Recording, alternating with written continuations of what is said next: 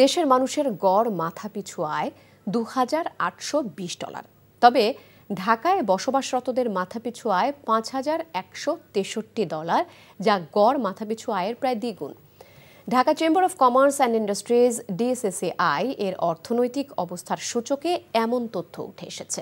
দুপুরে রাজধানীর মতিঝিলে আয়োজিত এক অনুষ্ঠানে এই তথ্য তুলে ধরে বক্তারা বলেন, ঢাকাকে দেশের সামগ্রিক অর্থনৈতিক কর্মকাণ্ড ত্রৈমাসিক ভিত্তিতে মূল্যায়নের লক্ষ্যে এই উদ্যোগ নেওয়া হয়েছে।